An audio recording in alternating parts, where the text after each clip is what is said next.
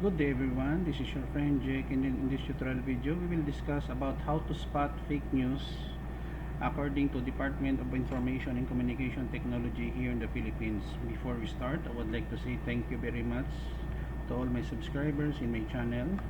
If you are new with my channel and then you like this video, please hit the like button. Don't forget to share and please support my channel guys by clicking the subscribe button. So let's get started. How to spot fake news.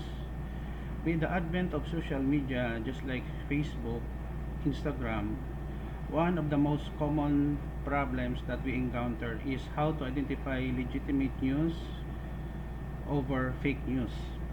When we say fake news, it refers to news that are not true, created by people just to get attention, views, or subscribers in their respective channel or their account in social media just like Facebook. So first, check the source. Click away from the story and investigate the site. If the source of information you have some doubts, try to verify. Click the link to check and then do some research over the internet if the news that they are spreading is true or not. Second, check the date. All news aren't always relevant to current events. Some are reposted to create confusion. Very true. So there are some news that is way back 10 or 15 years ago or 5 years ago that is being reposted just to create chaos or confusion among readers in social media websites. Next, we have here read beyond. Read the whole story, headlines, put in effort to get clicks. No? So this one is called clickbait, no, in order to get some views or subscribers in their channel, particularly in YouTube. So we have to be careful with that. Next, we have here check the author. Do a quick search on the author for credibility and authenticity. Normally many of bloggers, not all of them, are creating very astounding title just to get the attention of viewers and readers in their blog or in their channel in YouTube. So we have to verify whether they are credible enough, to say the topics that they are presenting or not.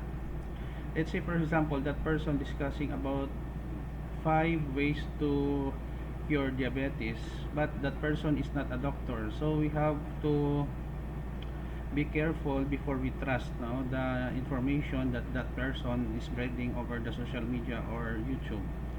Next, check your biases. Consider if your own beliefs could affect your judgment. Yes, it is very true that before we can judge, let us evaluate ourselves and then base our judgment on our on the topics that we have researched if it is true or not. Next, supporting sources. Do other credible media outlets carry the story? It should be, if there is news in this particular website, it should be also being presented or being reported with other news site or website or channel in YouTube. If there is none, most probably it is considered as fake news. And then lastly, ask the experts. Consult a fact-checking site if the news or the fact that is being presented is true or not. So we have here 1 2 3 4 5 6 7 steps on how to spot fake news in social media or in the internet.